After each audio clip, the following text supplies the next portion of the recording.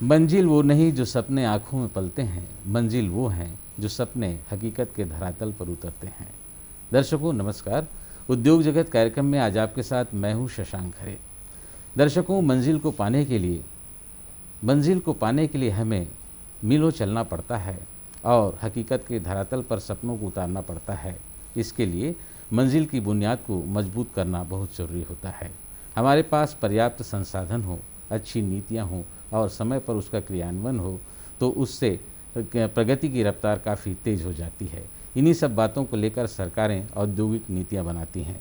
आज उद्योग जगत कार्यक्रम में हमारा विषय है राज्य और औद्योगिक नीतियाँ, और इस संबंध में जानकारी देने के लिए हमारे बीच स्टूडियो में मौजूद हैं श्री भूपेंद्र गौर। आप जिला व्यापार और उद्योग केंद्र दुर्ग में प्रबंधक के पद पर पदस्थ हैं। गौर साहब, स्टूडियो में आपका बहुत बहुत स्वागत है। नमस्कार। नमस्कार, सभी दर्शकों को मेरा हार्दिक नमस्कार। गौर साहब, जैसा कि हमारा विषय है राज्य और औद्योगिक नीतियाँ जी, किसी भी राज्य की पहचान के लिए उद्योगों का विकास, उसका विस्तार और ज़्यादा से ज़्यादा लोगों को लाभान्वित करने का जो प्रयास है ये आवश्यक होता है जी। तो जैसा कि हमारा छत्तीसगढ़ जहाँ प्रचुर मात्रा में प्राकृतिक संसाधन उपलब्ध हैं और साथ ही साथ मानव श्रम भी उपलब्ध हैं, जी। तो आप छत्तीसगढ़ में उद्योग की किस तरह की संभावनाएं देखते हैं, इस पर प्रकाश डालेंगे। जैसा कि आपने अपने वक्तव्य में कहा कि हमारी जो छत्तीसगढ़ की धारा है जी, प्रभु की कृपा से इतनी संपन्न है।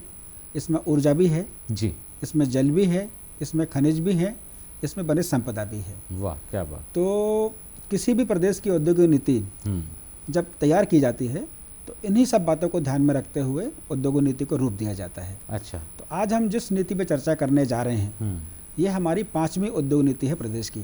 अच्छा। अभी तक हमारी 4 औद्योगिक नीतियाँ आ चुकी हैं, लेकिन ये 5वीं नीति है।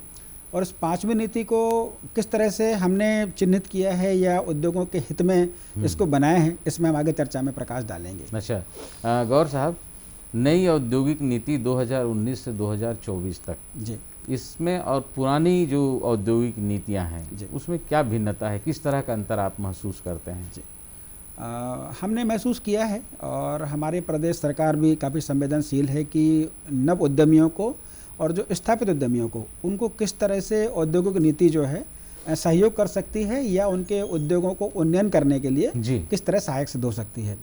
तो इस बार की जो उद्योग नीति है इसको जो हमने आधार बना के या जिसको हमने रूप दिया है वो अति पिछड़े जो हमारे विकास खंड हैं उनको एक मापदंड बनाया गया है। अच्छा। कि उनके उन्नयन के लिए प्रदेश की जो उद्योग नीति है किस तरह से उनको सहयोगी हो सके और वहाँ पे उद्योगों को लगाने के लिए नव उद्यमियों को हम आकर्षित कर सकें। अच्छा, तो जो पहले नीतियाँ बनी थी, इसके पहले वाली नीतियाँ हैं, तो उसमें क्या ये बात समाहित नहीं थी।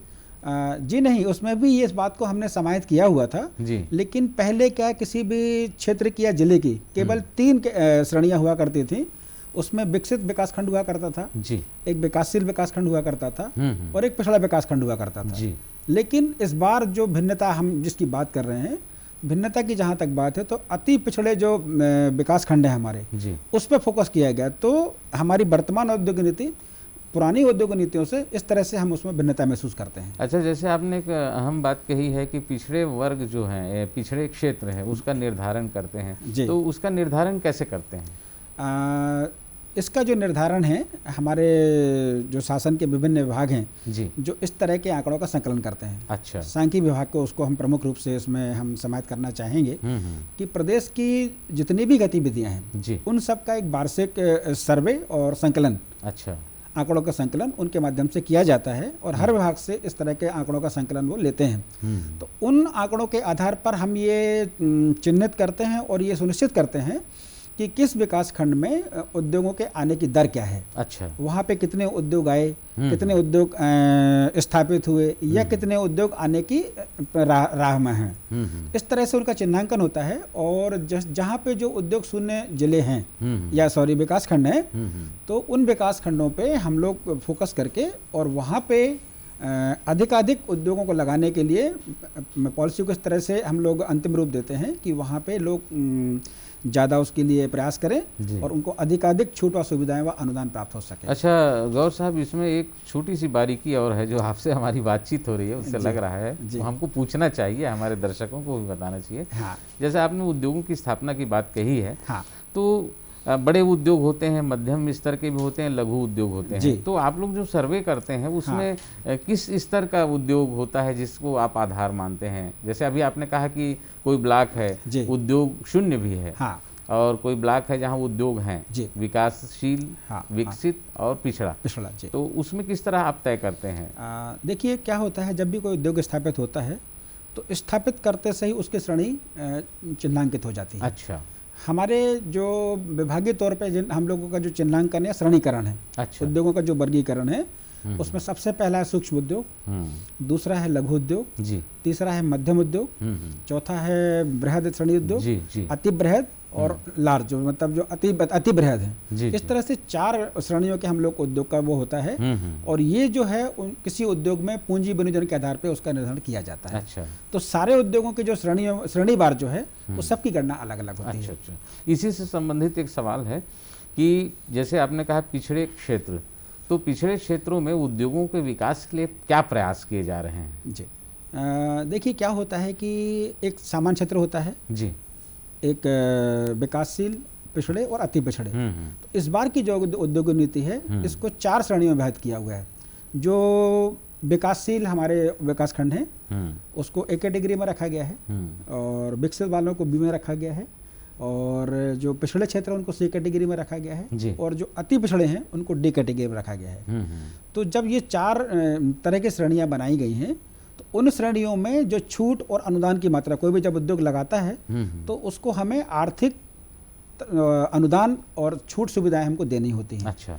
तो क्या होता है कि A, B, C, D ये 4 जो कैटेगरी बनाई है, इसमें क्रमशः बढ़ते हुए क्रम में उनको छूट अनुदान देते हैं। तो 10 श्रेणी का जो उद्योग होगा, मतलब जो अति पिछड़े क्षेत्र होंगे, उनको अधिकाधिक छूट सुविधाएं और अनुदान प्राप्त होता है।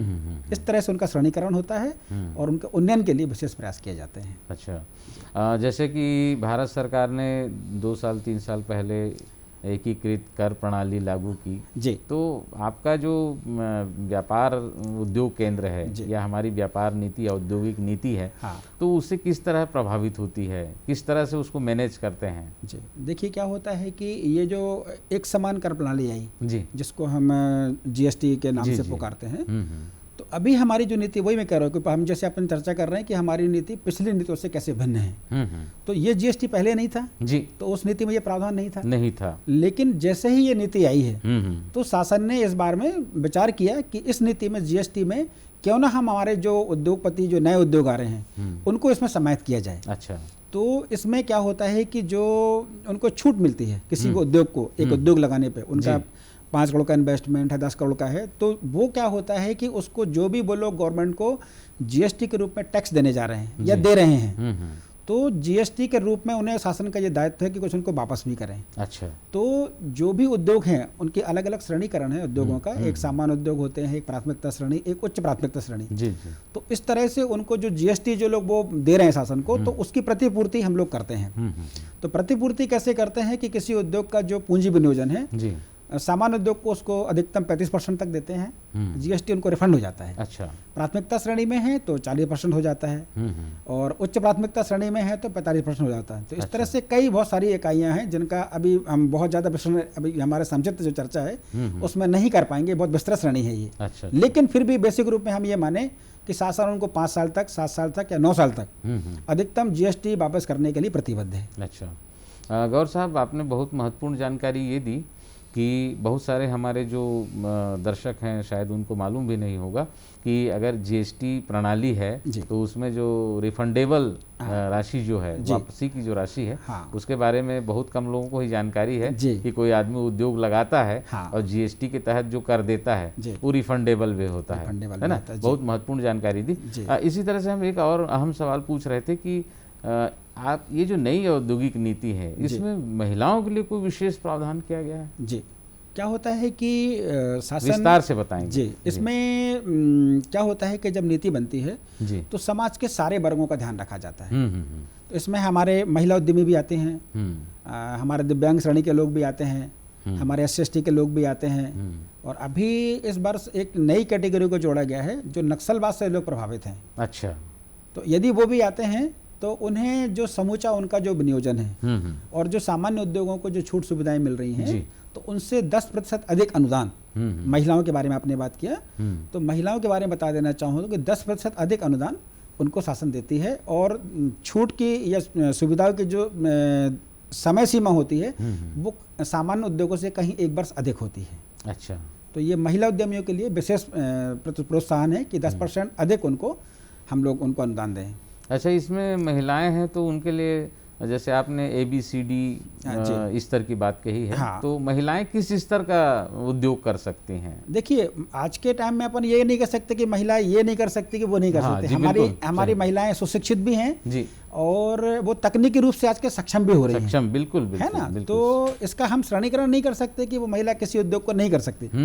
सारी हमने देखा है, हमारा जो हम लोग जब विजिट करते हैं किसी उद्योग का, तो हमने देखा कि बहुत सारी महिलाएं जो हैं आजकल तकनीकी श्रेणी में भी काम कर रही हैं। क्या बात है। तो किसी भी श्रेणी को हम प्रतिबंध नहीं लगा सकते कि महिलाएं इस क्षेत्र में नहीं आ सकती। जी जी, पूरा आकाश खुला हुआ है, बिल्कुल, और महिलाएं स्वच्छंद रूप से उसमें विचरण कर रही हैं। बिल्कुल बिल्कुल, आपने बिल्कुल सही कहा कि संभावनाओं का आकाश खुला है, मुट्ठी में कौन कैद करता है वो उसके ऊपर निर्भर है। जी, बहुत सुंदर। तो इसी से संबंधित एक और सवाल है कि महिलाओं के बाद जैसे हम विकलांगों की बात करते हैं, अभी सरकार बहुत सारी ऐसी नीतियां लेके चल रही है, ला रही है, और उसका क्रियान्वयन भी हो रहा है कि विकलांगों को एक स्पेशल क्लास, विशेष वर्ग के तौर पे वो किया जा रहा है, उपकृत किया जा रहा है, या उनको सहयोग किया जा रहा है। तो विकलांगों के लिए नई औद्योगिक जो नीति है उसमें क्या प्रावधान है? उसमें भी वही मैंने बताया कि दिव्यांगों के लिए भी ना, एक तो अगर कोई भी सामान्य श्रेणी का उद्योग है, अगर वो हमारे यहाँ पे दिव्यांगों को नियोजन करता है, अच्छा, एम्प्लॉयमेंट देते हैं, तो दिव्यांगों पे होने वाला जो व्यय है वो शासन वहन करता है। और दूसरा, यदि कोई दिव्यांग उद्योग लगाता है तो उन्हें वही 10% अधिक अनुदान जो सीमा है, दर है, वो उनको आगे प्राप्त होती है। अच्छा जी। दूसरा एक महत्वपूर्ण सवाल है, बहुत समसामयिक भी है, जैसे धान का जो क्रय किया गया, उसका भंडारण, संधारण, संग्रहण जो भी किया गया, तो उसके लिए क्या अभी जो नई नीति उसमें किस तरह का प्रावधान किया गया है? विस्तार से बताएं, क्योंकि किसान भाई उससे जुड़े भी हैं, और चूंकि ये एक प्रकार से उद्योग का जो नियम है या जो नीतियां हैं वो भी बहुत ज़्यादा प्रभावित करती हैं। जी, आपने जो है मैंने कहना चाहिए प्रदेश की दुखती रग पे आपने हाथ रखा है। बिल्कुल। और क्योंकि ये निश्चित रूप से धान हमारा छत्तीसगढ़ जो है, जी जी, इससे पहले अपन कहते हैं कि धान का कटोरा है। बिल्कुल बिल्कुल, बहुतायत मात्रा में धान यहाँ पर उत्पादन होता है। और इस बार यदि हम आंकड़े देखें तो 92 जो टन है, इतना धान खरीदा गया है पहली बार। ये बहुत बढ़ता हुआ रकबा है धान का। जी जी, और प्रदेश सरकार इस बारे में बहुत संवेदनशील है, क्योंकि हम हर वर्ष देखते हैं, पढ़ते भी हैं कि धान का जो है बहुत सारा जो खरीदी जाती है किसानों से, तो उसका बहुत सारा एक भाग जो है ना बारिश में खराब हो जाता है, जिसको हम संग्रहण नहीं कर पाते या संधारण नहीं कर पाते। तो इसी बात को महसूस किया है, विभाग ने भी महसूस किया है, और हमारे प्रदेश के मुख्यमंत्री और हमारे उद्योग मंत्री जी हैं, उन्होंने इसे बड़े शिद्दत से इस बात को महसूस किया है कि उसका संधारण के लिए विशेष प्रयास किए जाएं। जी जी। तो मैं हमारे सभी दर्शकों को और हमारे किसान भाइयों को, हमारे उद्योगपतियों को ये अवगत कराना चाहता हूँ कि सरकार ने प्रत्येक विकासखंड में, मतलब पहले जिले के स्तर की बात हुआ करती थी, लेकिन अभी ब्लॉक स्तर मैं पुनः इस बात को जोड़ देके कहना चाहूँगा कि प्रत्येक विकासखंड स्तर पे शासन ने इसका निर्णय लिया है कि वो खाद्य प्रसंस्करण संबंध इकाइयाँ लगाएंगी, और वहाँ पे जो हमारे क्षेत्र में चाहे धान हो, चाहे फल हो, चाहे सब्जी हो, इस तरह के उद्योगों को लगाने पे विशेष ध्यान दिया जाएगा। जी जी। और उनको ऐसा ना हो कि अपने स्थान से जहाँ उत्पादन हो रहा है वहाँ से बहुत दूर उनको परिवहन करना पड़े। तो उसी विकास खंड स्तर पे वहाँ पे जमीन का जो चयन करके और वहीं पे इस तरह के उद्योग लगाए जाएंगे। किसानों को या जो भी लोग आते हैं उनको वहाँ पे जमीन देके उद्योग लगाए जाएंगे, और उस क्षेत्र का जो भी उत्पादन होगा, कच्चा माल का उत्पादन होगा, उसको वहीं पे उत्पादन करके और उसको नव रूप में देके उसको प्रदेश के विभिन्न भागों में भेजा जाएगा। अच्छा। तो यहाँ मैं बताना चाहूँगा कि इस सरकार की परिकल्पना को बहुत अच्छा तेजी से आयाम दिया जा रहा है और लगभग प्रदेश के आधे से अधिक जिलों में जी प्रत्येक विकास खंडों में जमीन का चयन हो गया है। क्या बात। और वहाँ पे जो फूड पार्क है, फूड पार्क के नाम से उसको हमने नाम दिया है, अच्छा। शासन ने नाम दिया है, तो फूड पार्क के रूप में वो डेवलपमेंट भी शुरू हो गया है। क्या बात है। तो बहुत जल्दी ये जो परिकल्पना है जी वो धरातल पे साकार होने जा रही है। जैसे अभी आपने चर्चा के दरमियान एक महत्वपूर्ण बात कही, खाद्य प्रसंस्करण उद्योग। तो खाद्य प्रसंस्करण उद्योग का हमारे राज्य में और नई औद्योगिक नीति में किस तरह का भविष्य देखते हैं, क्या प्रावधान है? जी हमने जैसे ही कहा कि एक तो हमारा प्रदेश जो है धान का कटोरा है जी, तो धान के ऊपर आधारित बहुत सारे उद्योग यहाँ पे आ भी गए हैं और कतार में भी हैं और आ रहे हैं। नए नए रूपों में उसका उत्पादन हो रहा है जी। पहले चावल का ही हम लोग प्रोसेस करते थे कि धान से चावल बना दिया, लेकिन आज सुगंधित चावल है जी जी, है ना, और अलग चावल की बहुत वैरायटी है, उससे पोहा भी बहुत बन रहा है, मुरमुरा भी बन रहा है, सुगंधित चावल भी बन रहा है, और हमारा प्रदेश का जो चावल है वो एक्सपोर्ट भी हो रहा है, निर्यात भी हो रहा है, और निर्यात की बहुत संभावनाएं हैं जी जी। और अभी कृषि विभाग भी इसमें बहुत नए नए अनुसंधान कर रहा है और नई नई किस्मों को पैदा कर रहा है जी जी। तो फूड पार्क के रूप में या कृषि प्रधान उद्योगों के बारे में ये एक अच्छी अनुसंधान चल रहा है और आगे इसके बहुत अच्छे प्रतिफल हमको प्राप्त होंगे। तो जैसे खाद्य प्रसंस्करण उद्योग कोई व्यक्ति खोलना चाहता है जी, तो उसके लिए क्या ट्रेनिंग वगैरह भी होती है? जैसे आपने कहा कि धान से चावल के बाद हम और भी दीगर चीज़ों को उत्पादित करते हैं या उसका प्रसंस्करण करते हैं जी, तो ऐसा कुछ नई नीति में है? नई नीति में भी रहा, हालांकि ये पूर्व से इस बात का प्रावधान किया गया है कि अगर कुछ ऐसी चीज़ें हैं जिनमें अग्रणी टेक्नोलॉजी की जरूरत है या लोगों को प्रशिक्षण की आवश्यकता है जी, तो शासन के माध्यम से मैसूर में एक बहुत बड़ा संस्थान है अच्छा, जो खाद्य के ऊपर आधारित चीज़ों की न केवल मशीनें बना के देता है बल्कि आपकी आवश्यकता के अनुरूप अच्छा उसको आकार रूप में आपको बना के आपको मशीनें भी देता है, आपको प्रशिक्षण की व्यवस्था भी करता है और शासन इस हेतु आपको सहयोग भी करता है। अच्छा गौर साहब, जैसे कोई उद्यमी नया उद्योग लगाना चाहता है जी, तो वो कहाँ कैसे संपर्क करे? मतलब अपने सपनों को साकार करने के लिए धरातल पर उतारने के लिए हाँ, वो कहाँ जाए, किससे बात करे और किस तरह के डॉक्यूमेंट्स वगैरह हैं हाँ, है ना? सबसे पहला तो ये होता है कि मध्यम छोटे स्तर का और बड़े स्तर का, तो व्यक्ति किस स्तर का करना चाहता है, ये सब मार्गदर्शन के लिए फिर वो कहाँ जाए? जी देखिए, जैसा कि हमारे विभाग का नाम है जिला व्यापार एवं उद्योग केंद्र जी, तो उसके नाम से स्पष्ट हो जाता है कि कहीं ना कहीं आपको इस विभाग की भूमिका मार्गदर्शन मिलेगा, मार्गदर्शन केंद्र भी के रूप में हम लोग पंजीकृत के रूप में हैं। और जो भी नव उद्यमी हैं तो जब वो कोई सी उद्योग लगाने का न केवल निश्चय करते हैं बल्कि किसी परिकल्पना में आते हैं, तो जब हमारे पास आते हैं तो हम उनको उस परिकल्पना से संबंध बहुत सारी चीज़ों का उनको हम तकनीकी या आर्थिक दृष्टिकोण से या प्रदेश में कितनी कृषि इकाइयाँ हैं वो जो जानकारी चाहते हैं हम उनको उपलब्ध कराते हैं और शुरुआती स्टेज पे उनको क्या क्या दस्तावेजों की आवश्यकता होती है। हालांकि शासन ने इस बात को महसूस किया है कि किसी भी उद्योग को या नव उद्यमी को प्रोत्साहित करने के लिए बहुत ज़्यादा डॉक्यूमेंट्स की हम लोग रिक्वायरमेंट नहीं करें अच्छा, और वो घर बैठे ही ये काम कर ले, उसको हमारे ऑफिस तक आने की जरूरत नहीं पड़े। वाह क्या बात। सो शासन ने ईज ऑफ डूइंग बिजनेस से हम लोग कहते हैं कि किसी भी प्रक्रिया का सरलीकरण जी कैसे हो सकता है। और मुझे ये कहते हुए बहुत गर्व हो रहा है कि जो पिछले साल के हमारे जो वित्तीय वर्ष था हमारा 2021 का जी, इसमें हम लोग जो प्रदेश जो पूरे देश के अग्रणी जो राज्य हैं उन अग्रणी राज्यों की कतार में हम लोग तीसरे नंबर पर खड़े हुए हैं जी। तो एक विशेष उपलब्धि है क्योंकि हमने जो प्रक्रिया को बहुत आसान किया है जी जी। लोग घर बैठे ही पंजीयन कर लेते हैं, जिसके लिए पहले उन्हें ऑफिस आना पड़ता था, फॉर्म भरना पड़ता था।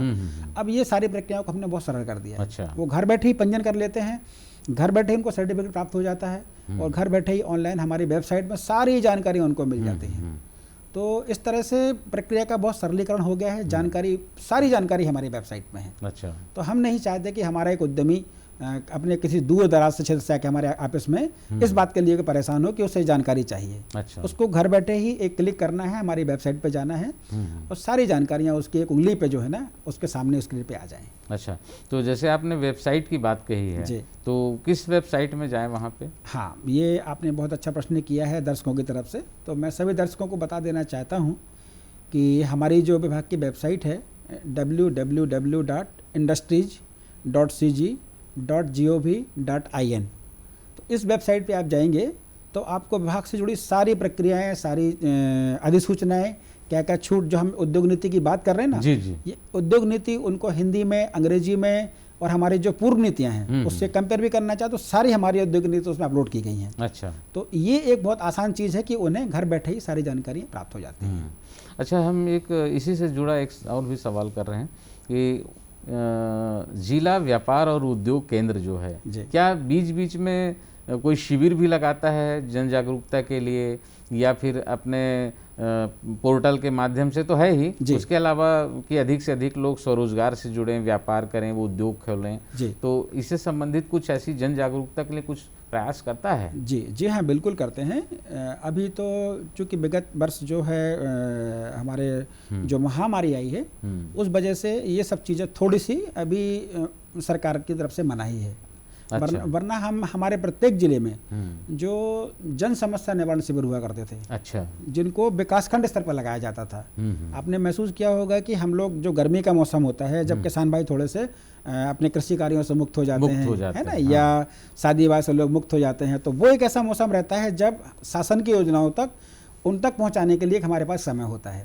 तो इस तरह के जो शिविर लगते थे उसमें सारे विभागीय जानकारियों के ब्रोशर उनको बांटते थे और उनको ध्वनि विस्तारक मंत्रों के माध्यम से उनको इकट्ठा करके ये सब जानकारियां उन लोग को हम देते थे। अच्छा। लेकिन चूंकि अभी विगत 1-1.5 साल से जो इस तरह के जो महामारी का जो प्रकोप चल रहा है, इस पर थोड़ा सा अभी शासन ने व्यक्तिगत संपर्क से मना किया हुआ है। अच्छा। लेकिन फिर भी समय समय पर हम लोग जो जैसे भी जनजागरण का कोई माध्यम मिलता है, हम लोगों तक अपनी बात को पहुंचाते हैं और विभिन्न ब्रोशर्स के माध्यम से, शासन के विभिन्न माध्यमों के माध्यम से जानकारी उन तक पहुंचाने का प्रयास करते हैं। अच्छा, जैसे उद्योगों की बात चल पड़ी है तो शिविर की भी बात हुई है। हम एक सवाल और पूछ रहे थे गौर साहब कि जैसे रॉ मटेरियल है जी, खास करके वनोपज, तो उसको उद्योग के रूप में स्थानांतरित करने के लिए या परिवर्तित करने के लिए आपकी ओर से कुछ पहल की जाती है? जैसे हर्रा है, बहरा है, आंवला है, इसके प्रसंस्करण की भी बात आती है, तो आपके उस केंद्र के माध्यम से कुछ ऐसा सुझाव दिया जाता है? देखिए, जहाँ तक संग्रहण की बात है तो ये एक व्यक्तिगत प्रयास होता है। अच्छा, कोई भी व्यक्ति वो उस बात का सर्वे करता है कि मैं बस्तर जाऊंगा तो मुझे इमली मिलेगी, या ये किसी व्यक्ति के विशेष का मुझे फल मिलेगा। जी। तो संग्रहण में विभाग की कोई भूमिका नहीं है। अच्छा। लेकिन उसको संग्रहण करने के बाद में उसके बाद क्या होगा, कैसे उद्योग लगाएगा, कैसे उसका रूपांतरित करेगा, यही पूछना चाहते हैं ना, तो कैसे रूपांतरित करेगा, इसके बारे में हम लोग पूरा प्रयास करते हैं, पूरी जानकारी देते हैं। अच्छा। और कहाँ से उन्हें कैसे मशीन या उनकी चीजें जो आवश्यकता के अनुरूप है, कैसे उनका पैकिंग मटेरियल मिलेगा, या कहाँ वो एक्सपोर्ट कर सकते हैं, निर्यात की कहाँ सुविधाएं हैं, ये सब जानकारी उनको हम देते हैं। अच्छा।